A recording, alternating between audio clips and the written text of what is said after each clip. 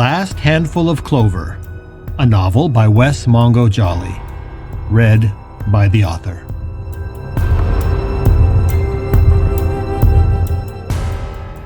Book 2, Gifts Both Light and Dark.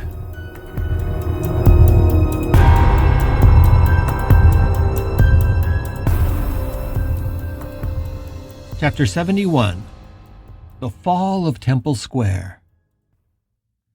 June 15th, 7:50 p.m.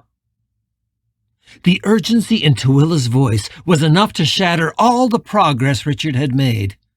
Resentment and anger threatened to overtake him as his mind spiraled dizzyingly out of the tunnels and pathways he had been exploring. It was as if a giant rubber band had been released and it was snapping him backwards at a breakneck speed.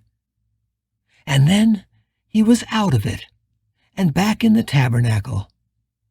He opened his eyes and screamed, his frustration pitching him forward onto his hands and knees. Twilla was sitting across from him, one gnarled hand in front of her face. "God damn it! I was so close, I almost had it! Why the hell?" He stopped when his eyes focused and saw the look of absolute terror on Twilla's face. There was sweat on her old and wrinkled brow, and her limbs quivered as if she had been undertaking some Herculean task.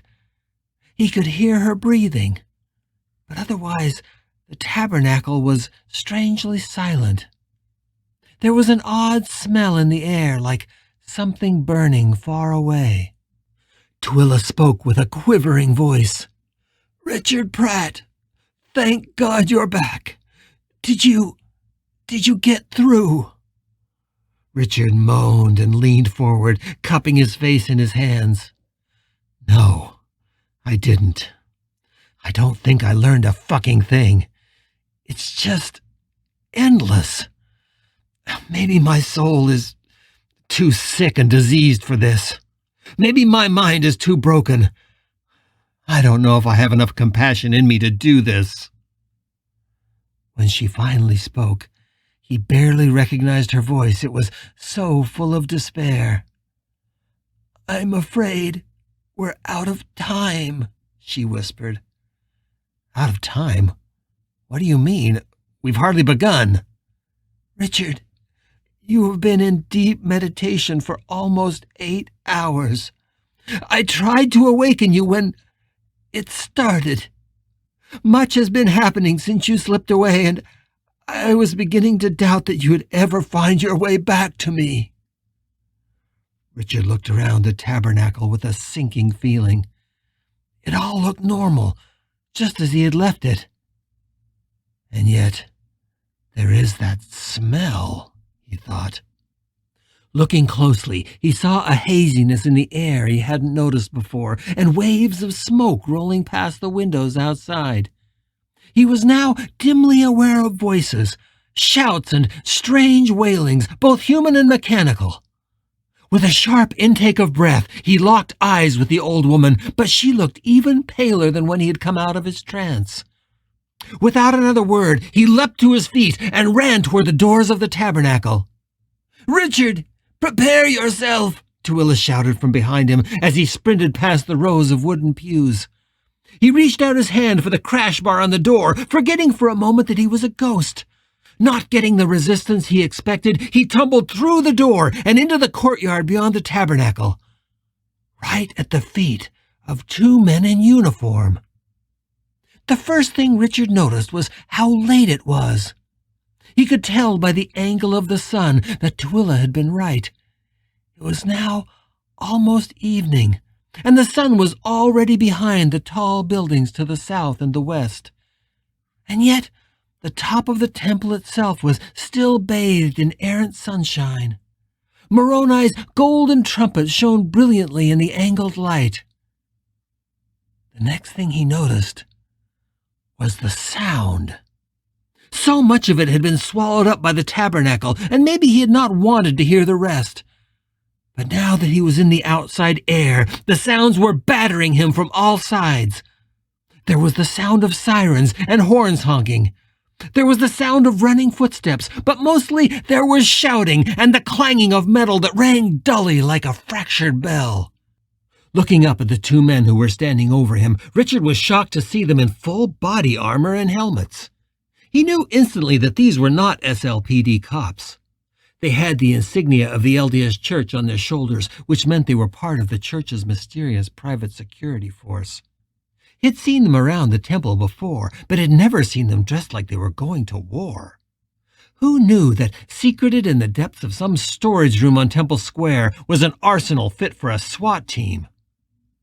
Still lying on the paving stones, Richard turned his head to his left. The smoke was more visible on the south side of Temple Square. And so were the bodies. Less than 5 feet from Richard, 2 young men lay dead. Both were dressed in conservative white shirts and ties, and Richard immediately recognized them as missionaries. But now their white shirts were covered with blood. The one directly in front of him had half of his head missing. His thin black tie lay perpendicular from his body, as if the spreading blood around him had tried to carry it away. Richard leapt back, scuttling like a crab until his shoulders and skull cracked against the wooden door of the tabernacle so hard that it made his head swim. When he opened his eyes, Tooele was standing in front of him, panting and reaching down to ensure that he was all right. "It's okay," he said, struggling to his feet. "I'm not going to reset." Past the old woman's shoulder, the scene that spread out in front of Richard was like nothing he had ever seen. Black tendrils of smoke were drifting over the courtyard, momentarily blocking out the blue sky. The bright sunshine caught the smoke high above the evening shadows and made it dance like a writhing roof of vines over their heads. Sirens blared in the distance, and Richard thought he could see the glow of a burning car through the gates at the north end of the plaza. There were several more bodies in that direction, although Richard was not close enough to see any more details about them. Most terrifying were the screams and the faces that were visible through both the north and south fences, now closed and locked with silver chains and shiny new padlocks. The tabernacle was far closer to the south gate, so Richard scrambled to his feet and quickly made his way in that direction, aware that Tooele was tagging close behind him. In front of the gate, trying to keep out the mob that had formed outside, were more of the LDS security force. They had guns, but they were using their batons and stun wands to drive the desperate crowds away from the bars and back onto the sidewalk. The screams from the locked-out crowd were mostly unintelligible, but in the midst of the chaos, Richard could hear the stronger voices begging, "Let us in!" and "We don't want to die out here!" One older woman kept saying, "Good Lord, protect us! Good Lord, protect us!" over and over again, even as the nearest guard brought his baton down against her knuckles and she fell back in agony. Despite their best efforts, the guards had not been able to keep everyone out of Temple Square. Some of the younger and more agile in the crowd had climbed the walls and fences. They flung themselves over, and as fast as they were dropping into the courtyard, they were being detained, handcuffed, and herded into a group. Close to a dozen were there on their knees, being held at gunpoint in front of the building known as Assembly Hall. But even with their hands over their heads and the guns pointed at them, the faces of those who had made it inside seemed beatific, as if being on the temple grounds had made them feel safe and protected in the arms of God. Turning violently, Richard found Tooele wringing her hands just 2 steps behind him. "What the fuck is happening?" he screamed at her. "This is the cleansing, Richard. This is what George promised." Before he could even respond, the screaming outside the gate became much more shrill, and Richard turned in time to see an older man in a suit and tie through the bars. He had a knife, and he was slashing his way through the crowd. But there were too many of them, and although he wounded a half dozen, the crowd quickly descended on him, and he disappeared from view. The cries of "God protect us" slowly dissolved into "Kill the bastard," and Richard could hear the laughter of the well-dressed man as the mob pounded and clawed at him with their fists. The young ghost who had been inside the well-dressed man surfaced above the crowd like he had been ejected by a fountain. The angel looked to be a young Hispanic man, lithe and athletic in life, and even more so in death. The ghost body surfed the crowd with surprising agility, laughing, and then he leapt down to the sidewalk. But to Richard's horror, the thing didn't leave. He passed through the iron gates as if he was made of light, and dashed so close to Richard that he could almost have reached out to touch him. The young ghost rushed up to one of the guards in the plaza. She was a heavy-set woman, and despite her thick armor, Richard saw the ghost blast into her as if he was diving headlong into a pool. Instantly, the young man was gone, and the expression on the guard changed from fear to delight. Richard and Tooele gasped as the guard walked up to a stocky boy who had climbed the fence and without a word dragged him from the group. The other guards just watched in numb horror as the guard plunged the boy's head into the fountain and held it there. The boy struggled, but his hands were cuffed behind his back with plastic straps, and he couldn't get purchase against the woman's superhuman grip. It took only seconds before 2 more guards jumped on her, but she was incredibly strong and brushed them aside as if they were mere annoyances. She laughed as the boy she was drowning struggled, already growing weak, but one guard she had floored was up instantly, and he cracked the woman across the helmet with his nightstick. That only annoyed her, but she released the boy. Without a word, she drew her gun from her belt and shot the man who had hit her, once in the body armor and then twice more above it in the man's throat. The gunfire erupted from all sides of them in that moment, and Richard tackled Tooele, fearing that a stray bullet could reset one or both of them. The guard finally went down, but the knot of people they had been guarding was panicking now, stumbling to the far side of the plaza with their hands still cuffed behind their backs. A half-dozen officers ran after them, and the south gates of the temple were suddenly unguarded. The young angel rolled free from the bullet-riddled and dying guard and brushed himself off as if he had actually gotten dust on his jeans and t-shirt. For a split second, he looked at Richard and smiled. Richard felt his blood run cold at the look of ecstatic delight the thing gave him. He clearly thought Richard was also one of God's warriors, and the look was meant to convey brotherhood, camaraderie, and encouragement. Richard felt his stomach turn over in revulsion.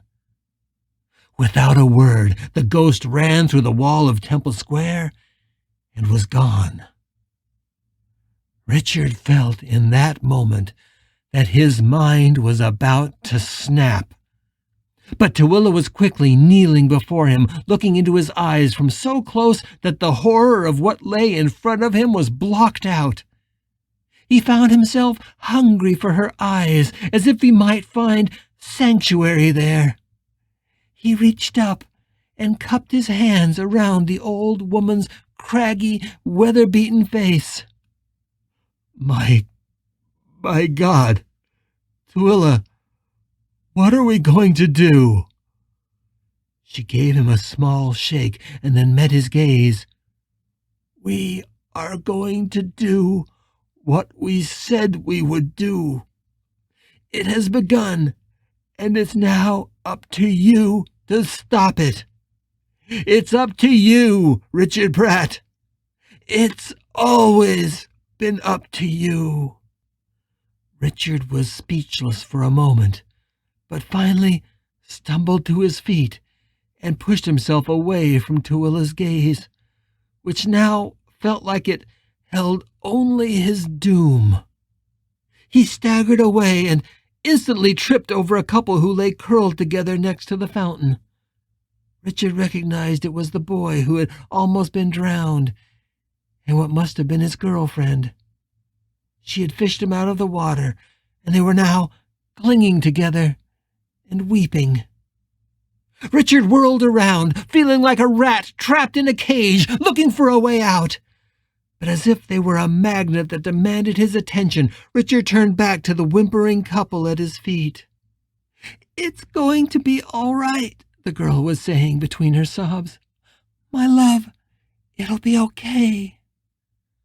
My love, Richard thought, and instantly his mind fastened on the tug in his forehead. The hideous reality of Temple Square popped like a bubble, and what blossomed into his mind to take its place was the glorious entirety of the hereafter in all its golden splendor. But to his shock, the yellow glow of it was now marred by writhing black tentacles as if they were reaching out from the center. The red stars reacted to the touch and encouragement of the tentacles by flaring brightly. They were everywhere now, Richard realized. They had the entirety of Salt Lake City in their grasp, and they were squeezing, grasping, ripping, tearing. Keith! His husband's presence filled Richard's mind until he could see nothing of the hereafter at all. The entirety of it collapsed in the face of the simple tug that pointed him toward the man that he loved. He turned to Tooele and groaned. Keith is still here, in the city. God damn it, he didn't leave!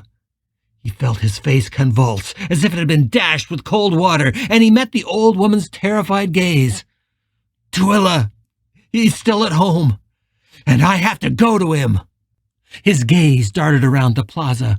With wild eyes, he looked at the throngs outside, now pouring over the wall and the gate and rushing for the tabernacle. The security forces had lost control of the situation, and they were now retreating toward the visitor center. Richard looked back at Tooele, knowing his face must be wild and terrifying. Slowly, he took a breath, and then grasped the old woman by the shoulders.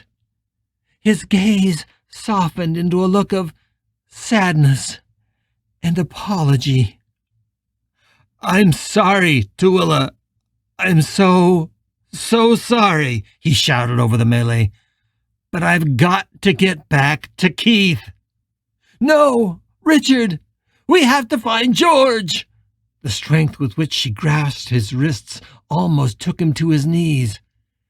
"And how would we do that?" Richard yelled at her. "We still have no idea where he is. Tooele, we're wasting our time.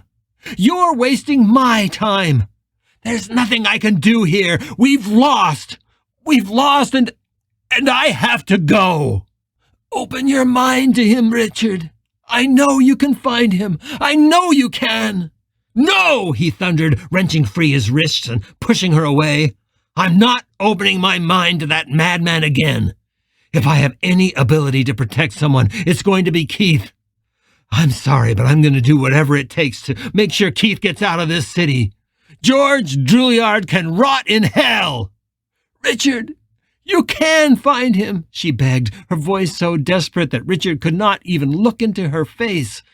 "You have everything you need. Don't fall into his trap and lose your focus. That's what he wants." But it was too late. Richard felt as if it would tear the heart from his chest to turn away, but turn away he did. Without glancing back, he bolted toward the wall of Temple Square. Tooele didn't follow. At the last moment, Richard looked back and saw that she was standing among the wretched and desperate throng, and weeping. And then he melted through the wall and into the shattered streets of Salt Lake City.